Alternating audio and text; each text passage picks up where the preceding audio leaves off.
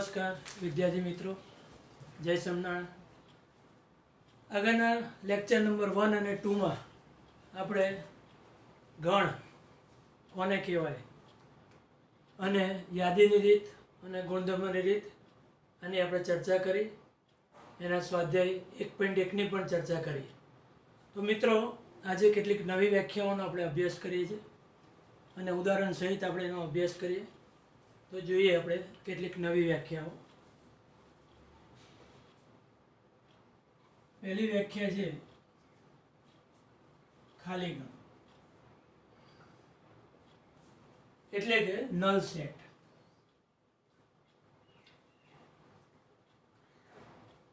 ખાલી ગણને બીજા શબ્દોમાં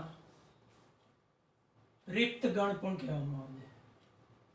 રિક્ત ગણ, રિક્ત ગણ પણ આપણે કહી શકીએ છીએ. ખાલી ગણ અથવા રિક્ત ગણ, એને એમ્પ્ટી સેટ પણ આપણે બોલી શકીએ. Empty set. તો સૌ પ્રથમ આપણે વ્યાખ્યા ખાલી ગણની આપણે વ્યાખ્યા સમજીએ. ખાલી ગણ કોને કહેવાય? તો શબ્દ ઉપરથી જ તમને વ્યાખ્યા ક્લિયર થઈ જાય છે. ખાલી હોય એટલે ધેટ મીન્સ એમાં એક પણ ઘટક ન હોય. તો જે ગણમાં એક પણ ઘટક ન હોય તેવા ગણને ખાલી ગણ કહે છે. જે ગણમાં એક પણ ઘટક ન હોય,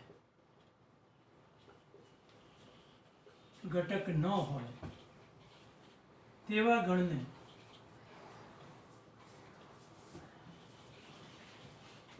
ગણને ખાલી ગણ અથવા રિક્ત ગણ કહેવામાં આવે છે. તેવા ગણને ખાલી ગણ અથવા રિક્ત ગણ કહે છે.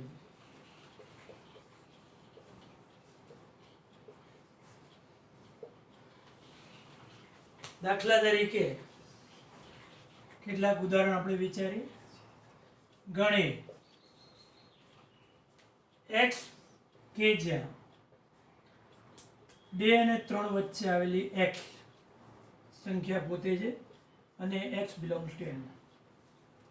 તો મિત્રો, n માં કઈ સંખ્યાઓ આવે છે આપણે જાણીએ છીએ. 1 2 3 4 ક્રમશઃ એવી રીતે આગળ વધતા જવાય. હવે અહીંયા તમે જુઓ, 2 અને 3 વચ્ચે કોઈ સંખ્યા n માં રહી જતી નથી. 2 પછી સીધો 3 નો વારો આવે. તો આ ગણમાં શું લખેલી છે? એવી સંખ્યા x કે જે 2 અને 3 વચ્ચે આવેલી. તો આવી સંખ્યા શક્ય નથી. એટલે આ ગણમાં એક પણ ઘટક શક્ય નથી. એટલે આપણે અહીંયા કહી શકીએ કે એ ગણ ખાલી ગણ છે. હવે ખાલી ગણને સંકેતમાં આપણે 5 અથવા આવી રીતે છગડીયા કૌંસમાં એક પણ ઘટક નહીં લખવાનો. આ બંને એના સંકેત છે, વડે દર્શાવવું.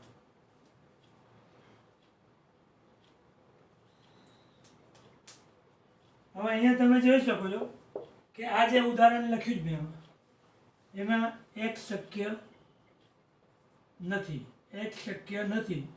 માટે આપણે અહીંયા કહી શકીએ એ ગણ પોતે કેવો છે? ખાલી ગણ છે. એટલે તમે ગણમાં ઘટકો શોધવા પ્રયત્ન કરો, પણ જો કોઈ ઘટક પોસિબલ ન હોય તો આ ગણને આપણે શું કહેવામાં આવે છે? ખાલી ગણ. અહીંયા x શક્ય નથી. 2 અને 3 વચ્ચે આવેલી n માં એવી કોઈ સંખ્યા શક્ય જ નથી.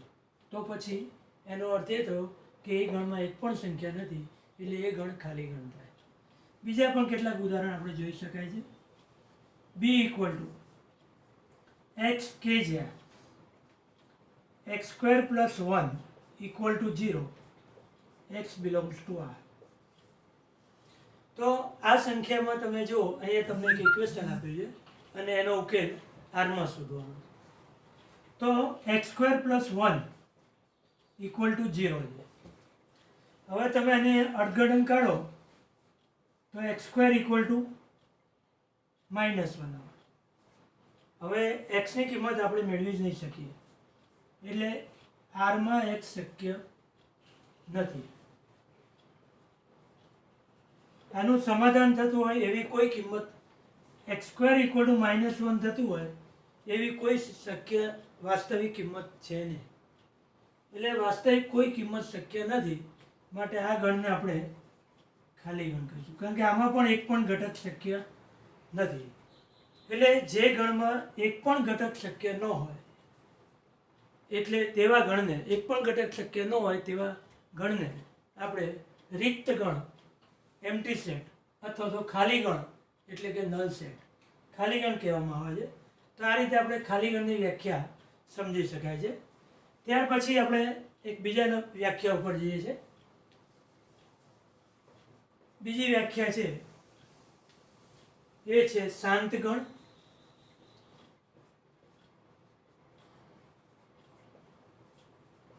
જેને અંગ્રેજીમાં ફાઇનાઇટ સેટ કહે છે.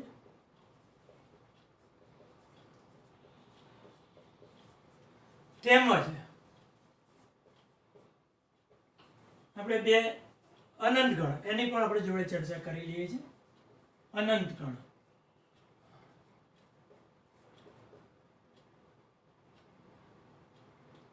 જેને આપણે ઇન્ફાઇનાઇટ સેટ કહીએ છીએ. ઇન્ફાઇનાઇટ સેટ એટલે શાંત ગણ કોને કહીશું આપણે અને અનંત ગણ કોને કહીશું, આપણે એ ડેફિનેશન અહીંયા સમજીએ. શાંત ગણ કોને કહેવાય? આ શબ્દ પણ અહીંયા વ્યાખ્યા ઉપરથી ક્લિયર છે. આજની જે બધી વ્યાખ્યા છે તમને એ વ્યાખ્યાના ટાઇટલ ઉપરથી જ વ્યાખ્યાઓ તમને સમજી શકતો. શાંત ગણ એટલે જેના ઘટકોની સંખ્યા નિશ્ચિત હોય. શાંત હોય એટલે નિશ્ચિત હોય, આપણે એને ગણી શકાતા હોય. એમાં ઘટકો કેટલા એ ગણમાં એ આપણે ગણી શકતા હોય, બરાબર. તો આવા ગણને આપણે શું કહી શકીશું? શાંત ગણ કહીશું. એટલે કે વ્યાખ્યામાં આપણે કેવી રીતે લખાયેલા, જો આપેલ ગણ ખાલી ગણ હોય તો પણ શાંત ગણ કહેવાય.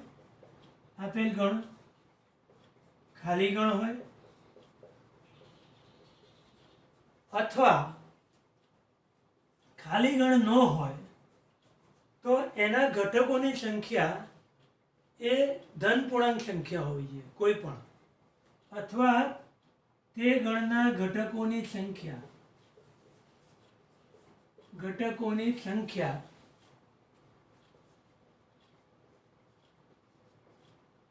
ધન પૂર્ણાંક હોય. ધન પૂર્ણાંક હોય એટલે કે નિશ્ચિત હોય. નિશ્ચિત હોય. ધન પૂર્ણાંક એટલે n બિલોંગ્સ ટુ n, એટલે એની સંખ્યા ગમે તે હોય, 7 હોય, 10 હોય, 100 હોય, n ની અંદર આવી જતી હોય એવી સંખ્યા હોય. તો આવા ગણને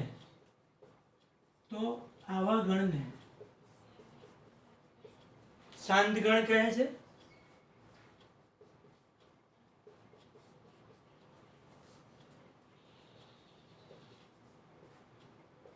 અને અનંત ગણની વ્યાખ્યા એનાથી વિરુદ્ધ. જે ગણ શાંત ગણ ન હોય તેવા ગણને અનંત ગણ કહે છે. એટલે જે ગણ શાંત ગણ ન હોય,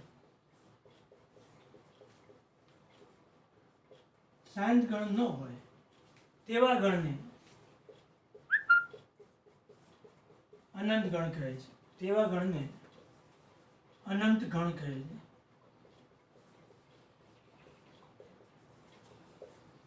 હવે શાંત ગણ અને અનંત ગણના કેટલાક ઉદાહરણો આપણે જોઈએ એટલે આપણને ખ્યાલ આવી જાય. દાખલા તરીકે શાંત ગણના હું પહેલા ઉદાહરણ તમને આપું છું. શાંત ગણ કોને કહી શકાય? દાખલા તરીકે આ એક ગણ આપેલો છે 1 2 3 100. તો આ તમામ ધન પૂર્ણાંક સંખ્યાઓ આપણને આપેલી છે. આ તમામ ધન પૂર્ણાંકો છે, 100 સુધી ફિક્સ છે. એનો છેલ્લો આંકડો 100 છે. એટલે આના ઘટકો આપણને ખબર છે કે 100 જ આવશે. એટલે આવા ગણને આપણે શાંત ગણ છે એમ આપણે કહી શકીએ, ચોક્કસ સંખ્યાઓ છે એટલા માટે. ત્યાર પછી કોઈક ઇક્વેશન આપેલું હોય તો પણ ચાલે. x belongs to z, x કે જ્યાં x બિલોંગ્સ ટુ z અને x² + x - 6 = 0.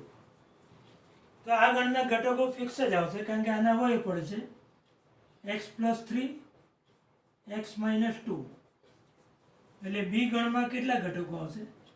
-3 2. એટલે આના ઘટકોની સંખ્યા નિશ્ચિત છે, માટે આ બધા ઘટકો શાંત ગણ આપણે કહી શકાય. ખાલી ગણ હોય તો પણ શાંત ગણ કહેવાશે. એટલે આપણે વ્યાખ્યામાં પહેલાં જ કીધું, ખાલી ગણ હોય અથવા તો જો એ ગણમાં ઘટકો હોય તો એ ઘટકોની સંખ્યા ધન પૂર્ણાંક હોવી જોઈએ, નિશ્ચિત હોવી જોઈએ, તો આવા ગણને શાંત ગણ કહે. એટલે શાંત ગણ આપણે આવું કહી શકીએ. હવે અનંત ગણ કોને કહી શકાય? તેના કેટલાક ઉદાહરણ જોઈએ. દાખલા તરીકે હું અહીંયા એક ગણ લઉં જેમાં 5ના ગુણકો લઉં છું અને આ રીતે આગળ વધતા જવાનું. હવે આમાં ક્યાં સુધી આગળ જવાનું નક્કી નથી આપણે, પણ આ સંખ્યાઓ કહી ન શકાય કે અહીંયા અટકશે. એટલે આ ગણને આપણે સંખ્યા કેટલી છે એ આપણે કહી શકતા નથી, ઘટકોની સંખ્યા નિશ્ચિત થઈ શકતી નથી, એટલે આવા ગણને આપણે અનંત ગણ કહીએ. બીજું પણ ઉદાહરણ તમે લઈ શકો છો. 2 4 6 8 બેકી સંખ્યાઓ, પછી એકી સંખ્યાઓ 1 3 5 7 બધી એકી સંખ્યાઓ, આવું પણ ઉદાહરણ લઈ શકાય છે. ત્યાર પછી અનંત ગણનું બીજું પણ એક ઉદાહરણ લઈ શકાય છે કે x કે જ્યાં x A belongs to n અને x અવિભાજ્ય સંખ્યા.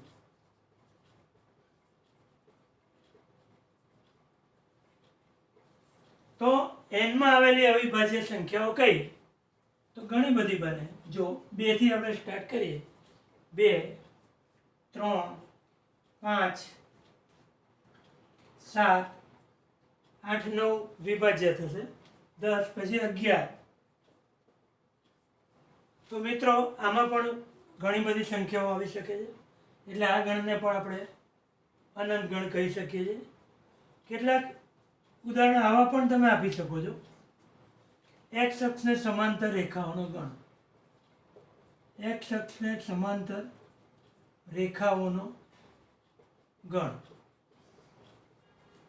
તો x અક્ષને સમાંતર રેખાઓ ઘણી બધી મળે, એટલે આ રેખાઓનો ગણ કહીએ તો એ પણ શું થશે? અનંત ગણ કહી શકાય. રેખા ઉપરના બિંદુઓનો ગણ, રેખા ઉપરના બિંદુઓનો ગણ, આ પણ શું કહેવાય? અનંત ગણ.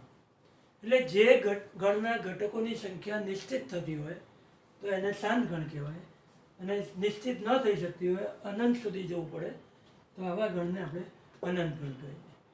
એટલે શાંત ન હોય તેવા ગણને, આ બધા શાંત ગણ નથી કારણ કે આની સંખ્યા નિશ્ચિત થતી નથી, એટલે આવા ગણને આપણે અનંત ગણ કહેવામાં આવે છે. તો આ રીતે શાંત ગણ અને અનંત ગણની વ્યાખ્યા આપણે અહીંયા સમજી શકીએ.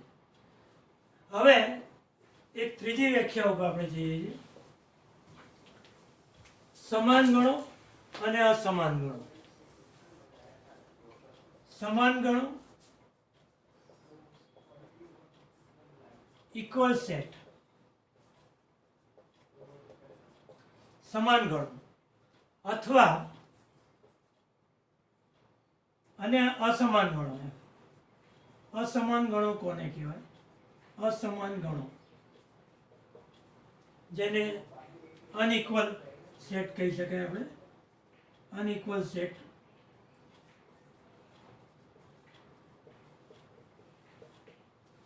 તો સમાન ગણની વ્યાખ્યા પણ આપણે અહીંયા સમજી લઈએ અને એના પણ આપણે ઉદાહરણ સમજીએ. તો સમાન ગણ કોને કહેવાય? તો આ વ્યાખ્યા પણ આપણને શબ્દ ઉપરથી ક્લિયર છે. સમાન ગણ આપણે કોને કહીશું? તો જે ગણો ઘટકોની સંખ્યા તો સરખી જ હોય પણ ઘટકો પણ એના એ જ હોય, જે ગણમાં ઘટકો પણ એના એ જ હોય, તો એવા ગણોને આપણે શું કહેવાય? સમાન ગણો, ઇક્વલ સેટ. એટલે વ્યાખ્યા આપણે એવી રીતે લખીશું, જે ગણોની સભ્ય સંખ્યા સમાન હોય અને ઘટકો એના એ જ હોય, જે ગણોના ઘટકો એના એ જ હોય, એનો અર્થ એ થયો પહેલા ગણમાં જે ઘટકો છે એ જ ઘટકો બીજા ગણમાં આવેલા છે. જો આ પ્રમાણે હોય તો આપણે બંને ગણો સમાન ગણો છે એમ આપણે કહી શકીએ. જે ગણોના ઘટકો એના એ જ હોય તેવા ગણોને સમાન ગણો કહી શકાય છે.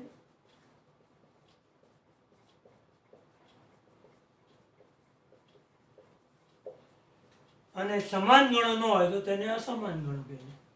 જો ગણો સમાન ગણો ન હોય, જો ગણો સમાન ગણો ન હોય તો તે ગણોને અસમાન ગણો કહે છે. અસમાન ગણો કહે છે. હવે એના પણ કેટલાક ઉદાહરણ આપણે સમજીએ. એક પહેલું ઉદાહરણ આપણે સમજીએ. દાખલા તરીકે ગણ એમાં આપણે આ એક ઉદાહરણ આપણે જોઈ ગયા છે. 2, 4, 6, 8, 10 બેકી સંખ્યાઓ 11 થી નાની. અને બીજા ગણમાં આવી રીતે ઉલ્લેખ કરેલો છે કે x કે જ્યાં x બિલોંગ્સ ટુ n, એનમાં આવેલી સંખ્યાઓ અને x એ યુગ્મ પ્રાકૃતિક સંખ્યા છે. પ્રાકૃતિક સંખ્યા છે. આ ન લખીએ તો ચાલશે. પ્રાકૃતિક સંખ્યા લખી એટલે x બિલોંગ્સ ટુ n ન લખીએ તો ચાલશે. અને x ઇઝ લેસ ધેન 11, 11 કરતાં નાની છે અને x યુગ્મ પ્રાકૃતિક સંખ્યા છે. હવે આ એક ગણ આપેલો છે. હવે તમે અહીંયા જુઓ તો 5 ઘટકો આપેલા છે, 2, 4, 6, 8, 10. અને બી ગણમાં તમે જુઓ 11 કરતાં નાની સંખ્યા x લેસ ધેન 11, 11 કરતાં નાની અને યુગ્મ પૂર્ણાંક સંખ્યા, યુગ્મ પ્રાકૃતિક સંખ્યા એટલે n માં આવેલી, તો એ પણ આની આ જ બને. એટલે અહીંયા a અને b ના ઘટકો એના એ જ છે, a તથા b ના ઘટકો એના એ જ છે. માટે આપણે કહી શકીએ a ઇક્વલ ટુ b. એટલે અહીંયા આપણે સમાન ગણો કહી શકાય. સમાન ગણોને a ઇક્વલ ટુ b વડે દર્શાવી શકાય. a ઇક્વલ ટુ b વડે દર્શાવી શકાય. બે ગણ સમાન હોય તો આપણે a ઇક્વલ ટુ b લખી શકીએ. કારણ કે એના બધા જ ઘટકો b ના ઘટકો છે, b ના બધા જ ઘટકો a ના છે. બરાબર છે? એટલે આપણે a અને b ના ઘટકો એના એ જ છે, એટલે a ઇક્વલ ટુ b લખી શકીએ. હવે હું તમને એક બીજું ઉદાહરણ લઉં છું. અહીંયા ઉદાહરણ નંબર 2. પહેલા ગણમાં ધારો કે x કે જ્યાં x છે ફોલો શબ્દ ના અક્ષરોનો ગણ. ફોલો શબ્દ ના અક્ષરોનો ગણ. હવે અને બી ગણ આપેલો છે તમને. x કે જ્યાં x છે વુલ્ફ શબ્દ અહીંયા ફોલોમાં આપણે આ રીતે લખીએ ને વુલ્ફ, WOLF, વુલ્ફ શબ્દના અક્ષરોનો ગણ. આ રીતે બે ગણ આપેલા છે. આપણે ચકાસવું છે કે a ઇક્વલ ટુ b છે કે નહીં. તો જો ફોલો શબ્દના અક્ષરો તમે છે એને ગુણધર્મ રીતે આપેલા છે, તમે એને યાદીની રીતે જ બતાવો. તો કયા કયા શબ્દો આવશે? f આવશે, કોમા, o આવશે, l આવશે અને w મળશે આપણને. ત્યાર પછી વુલ્ફ શબ્દ એના અક્ષરો લો તમે, તો વુલ્ફ શબ્દમાં w આવશે, o આવશે, l આવશે, f આવશે. તો અહીંયા તમે જોઈ શકો છો ઘટકોનો ક્રમ બદલાયો છે, પરંતુ ઘટકો કયા છે એના એ જ છે. એફ બંનેમાં છે, ડબલ્યુ બંનેમાં છે, ઓ બંનેમાં છે, એલ બંનેમાં છે. ઘટકો એના એ જ છે. એટલે આપણે ચોક્કસપણે કહી શકીએ કે અહીંયા એ ઇક્વલ ટુ બી છે. આવું એક ત્રીજું ઉદાહરણ પણ આપણે અહીંયા સમજી શકીએ છીએ. હવે જોઈએ આપણે સમાન ગણો ન પણ હોઈ શકે એવું પણ એક ઉદાહરણ આપણે અહીંયા સમજીએ. ઉદાહરણ નંબર 3. ગણ એમાં ધારો કે આ રીતે આપેલું છે એક્સ કે જ્યાં એક્સ બિલોંગ્સ ટુ એન અને x square plus x minus 6 equal to 0. અને ગણ બીમાં આપણને -3 અને 2 આપેલા છે. હવે આપણે પ્રશ્ન એ છે કે અહીંયા a ઇક્વલ ટુ બી કહેવું કે નહીં. તો તમે અહીંયા જોઈ શકો છો આના અવયવ પડી આપણે પહેલા ગણમાં તો શું થશે x પ્લસ 3 x માઇનસ 2 એટલે x ની બે કિંમત આવશે -3 અથવા x બરાબર 2. તો મિત્રો -3 એ એનમાં નથી આવેલું એટલે 2 એનમાં આવેલા છે. એટલે આપણે અહીંયા ચોક્કસપણે કહી શકીએ ગણ એમાં એક જ ઘટક આવેલો છે 2. અને બીમાં તમે જુઓ -3 અને 2 બે ઘટક આવેલા છે. બંને ઘટકોમાં સમાનતા જોવા મળે છે. એક ઘટક સમાન છે પણ બીજો ઘટક -3 બીમાં આવેલો છે એમાં નથી. એટલે ઘટકોની સંખ્યા સમાન નથી.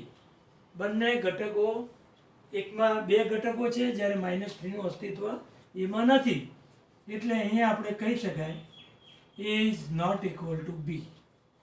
એટલે યાદ રાખવાનું છે સમાન ગણો કોને કહેવાય તો બંને ગણના ઘટકો એના એ જ હોવા જોઈએ. ઘટકોની સંખ્યા ધારો કે 6 હોય તો બીજામાં પણ 6 જ હોય અને ઘટકો એના એ જ હોવા જોઈએ. એટલે એના ઘટકો એ જ બીના હોવા જોઈએ, બીના ઘટકો એ જ એના હોવા જોઈએ. એવું થતું હોય તો જ આપણે બંને ગણ સમાન છે એમ આપણે કહી શકીએ. એટલે અહીંયા આપણે a ઇક્વલ ટુ બી નથી કહી શકતા. આ બંને દાખલાઓમાં આપણે a ઇક્વલ ટુ બી કહી શકીએ છીએ કારણ કે બંનેમાં ઘટકોની સંખ્યા સમાન છે. તો મિત્રો આ 3 વ્યાખ્યાઓ તમે બહુ સારી રીતે વાંચીને આવતા પીરિયડમાં આવશો. આવતા પીરિયડમાં આપણે સ્વાધ્યાય 1.2 એના દાખલાઓની ચર્ચા કરીશું અને એ 1.2 પછીની કેટલીક વ્યાખ્યાઓ છે એનું પણ આપણે આગળ ચર્ચા કરીશું. તો આજે આપણે આટલું રાખીએ છીએ. ધન્યવાદ.